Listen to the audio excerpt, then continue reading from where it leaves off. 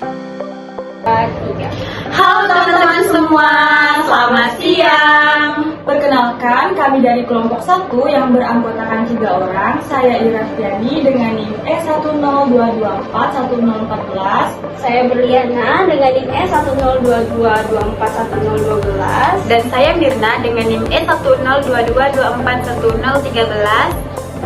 Nah, pada video kali ini kami akan membahas part 1 dari buku yang berjudul Healthcare for All, Community Action and Public System for an Inclusive India, atau gambaran umum perspektif kesehatan masyarakat di India. Yang pada buku ini ditulis oleh 3 ahli besar, yaitu yang pertama ada Srinath Reddy, yang kedua ada Griza Vidyanathan, dan yang ketiga ada Amarjit Sinha pada tahun 2024 dan diterbitkan oleh Rowland. Nah, part 1 buku ini isinya tentang strategi India untuk mempunyai sistem kesehatan yang adil buat semua warga. Apa itu kesehatan masyarakat? Pertama-tama kita harus pahami dulu apa itu kesehatan masyarakat. Kesehatan masyarakat bukan cuma soal dokter kasih obat ataupun rumah sakit. Kesehatan masyarakat artinya warga negara baik kaya maupun miskin yang tinggal di kota ataupun desa bisa mendapatkan layanan kesehatan yang layak tanpa harus takut biayanya terlalu mahal. Contoh sederhananya, bayangkan 2 orang sakit demam. Si A tinggal di kota yang bisa langsung ke dokter, dan si B tinggal di desa terpencil yang harus menempuh perjalanan 3 jam untuk menuju puskesmas. Inilah kesenjangan kesehatan yang mau dibahas pada video hari ini. Untuk penjelasan selanjutnya akan dilanjutkan oleh rekan saya. Baik, saya akan melanjutkan untuk pembahasan part pertama ini. Nah, di mana menyatakan ide pokok bahwa India harus menempatkan kesehatan sebagai pusat pembangunan negara agar bisa menjadi negara maju pada tahun 2047. Nah, targetnya itu sangat spesifik. Yang pertama, harapan hidup sehat 75 tahun untuk semua orang. Yang kedua, selisih umur sehat antar kelompok masyarakat tidak lebih dari 10 tahun.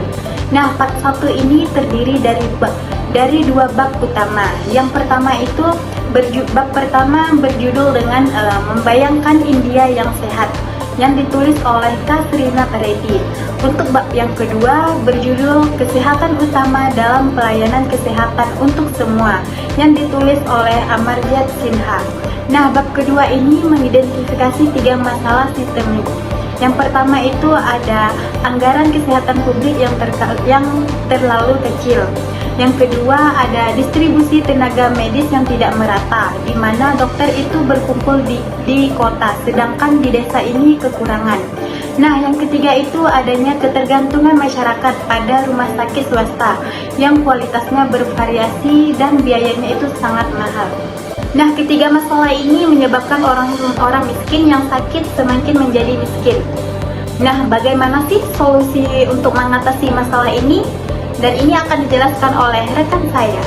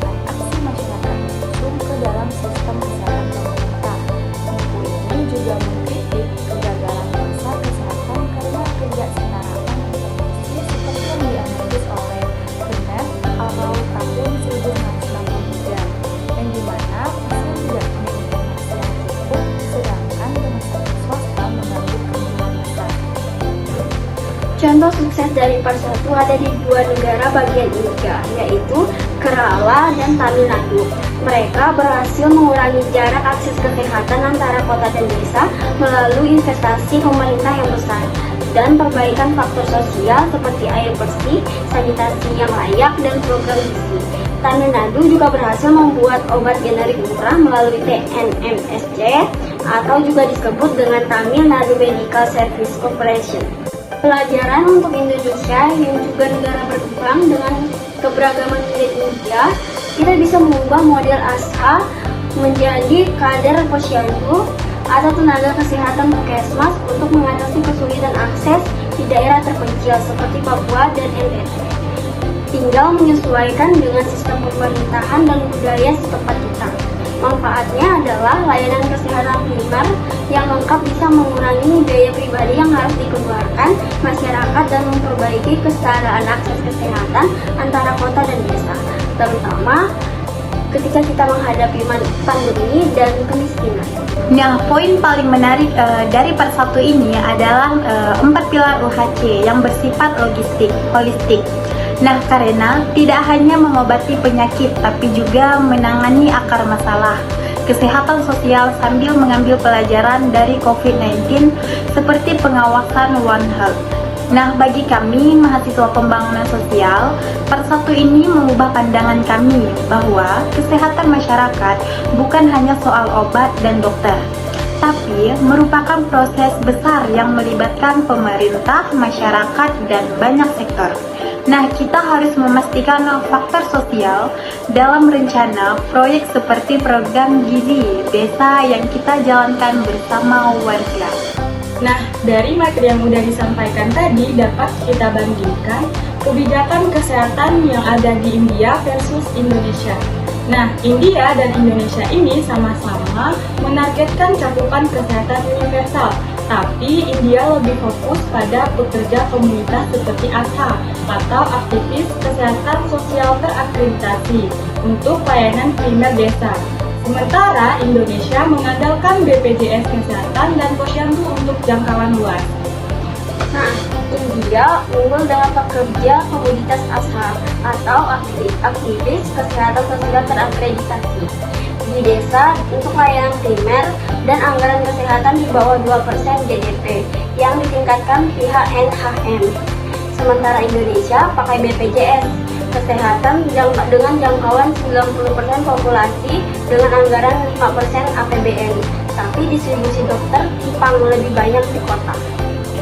Nah, sedangkan di Papua, langkah ibaratkan 1:2000. Nah, akses primer India holistik lewat 4 pilar UHC, termasuk aksi lintas sektor dan inovasi. Nah, sedangkan di Indonesia kuat di posyandu, tapi lemah kualitas di daerah terpencil dengan 60% biaya dari kantong pribadi. Selanjutnya, studi kasusnya dapat kita lihat di video berikutnya. Nah, untuk kritis tantangannya itu di Indonesia hadapi antrian BPJS panjang, dokter kurang di timur, dan ketergantungan swasta. Nah, ini dipicu kemiskinan medis saat pandemi. Tanpa lintas sektor ala India, Healthcare for All mandek meski JKN maju. Mari kita bersama membangun kesehatan yang adil, merata, dan inklusif. Sekian video dari kami, mohon maaf jika ada kesalahan kata dalam penyampaian. Terima kasih.